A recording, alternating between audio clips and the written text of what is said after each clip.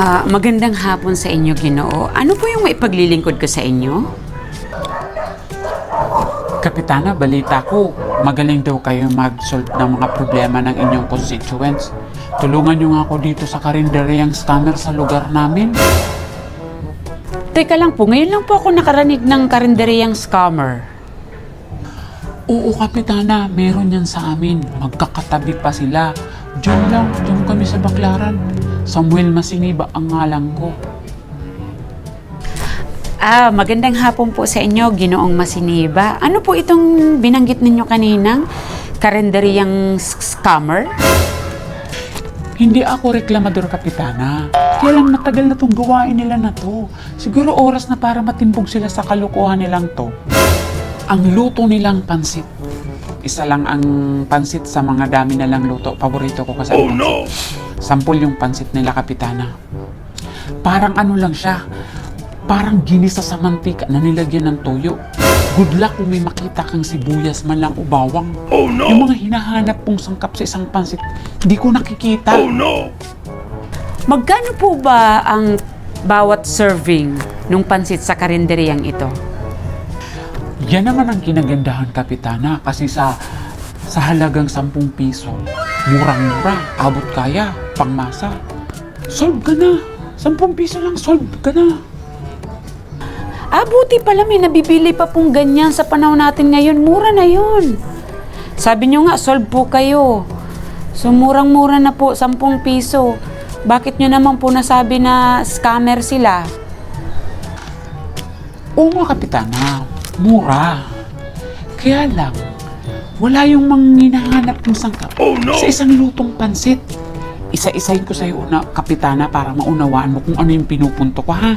Dapat ang pansit may hipon. Dapat din ang pansit meron din siyang karne ng baboy, kung hindi liempo, kasim, pigi.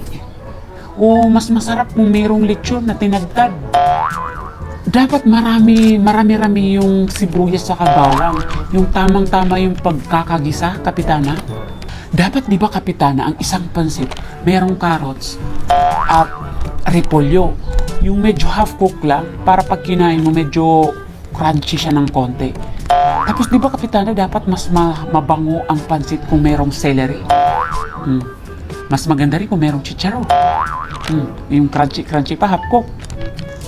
Maliban sa karne ng baboy at hipon, mas maganda, Kapitana, di ba, kung sasahugan pa siya nung yung manok, tapos yung yung parteng drumstick, kasi yun yung malasang parte ng manok.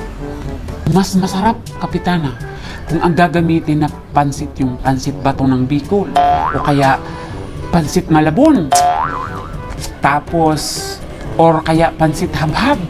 Kapitana, since meron siyang flavor, meron siyang shrimp, meron na siyang pork tsaka chicken, mas maganda, mas lalabas yung lasa nila ba kung lalagyan mo pang Knorr cube na shrimp, pork tsaka chicken, para labas yung linamnam.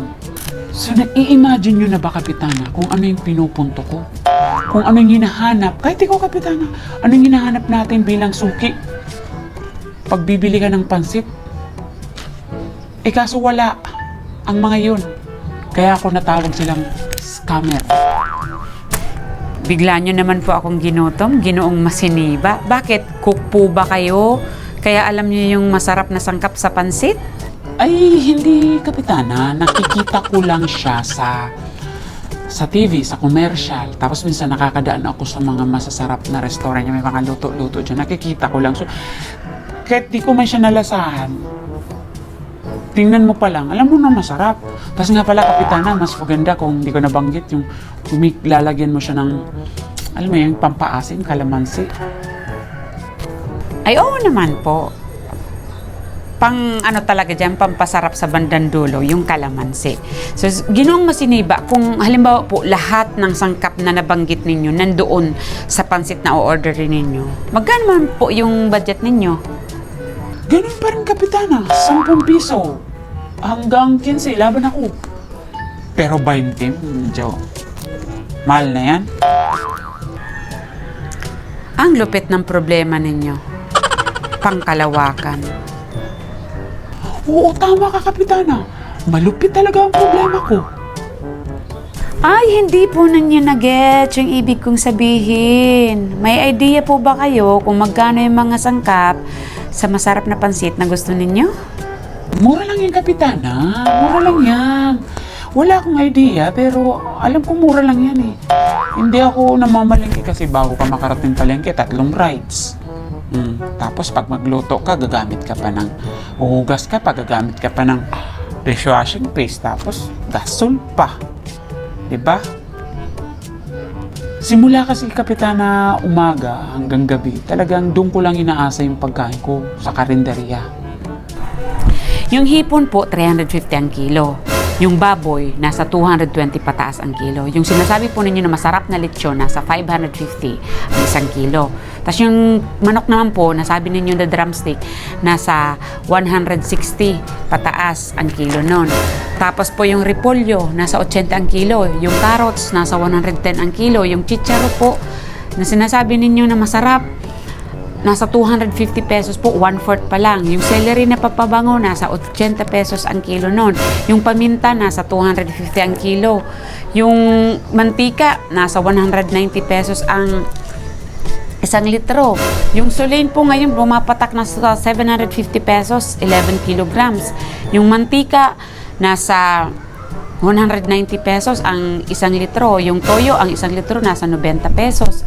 Tapos po yung hilaw na pansit na kailangan nasa 150 pesos ang 1 kilo. Tapos yung Nor Cube po, lahat ng flavor, ang 1 cube po na nasa 7 pesos. Tapos po yung paminta naman, nasa 250 pesos as 1 kilo. Dishwashing paste pa at iba pa. Okay. Yun po yung presyo ng mga sangkap ng gusto ninyo at hanggat maluto ang pansit na gusto ninyo. Nakaka-insulto ka, Kapitana. Kailangan ba isa-isahin mo sa pagmumukha kong to ng presyo ng mga sangkap sa pagluto ng pansit?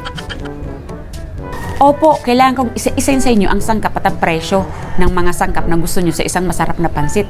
Kasi hindi ko alam kung anong klaseng mga brain cells ang nakasiksik din sa brain tissues ninyo at hindi nyo alam ang mga presyo sa panahon natin ngayon sa mga sangkap ng pansit na gusto ninyo. Kung gusto po ninyo makatikim ng mas masarap na pansit, taas-taasan po ninyo yung budget ninyo. Sa 10 pesos na budget ninyo sa pansit, feeling ninyo na scam pa kayo niyan? Umuwi na po kayo kasi nagbablurred na yung paningin ko. Baka maipansahog ko pa kayo sa pangarap yung pansit.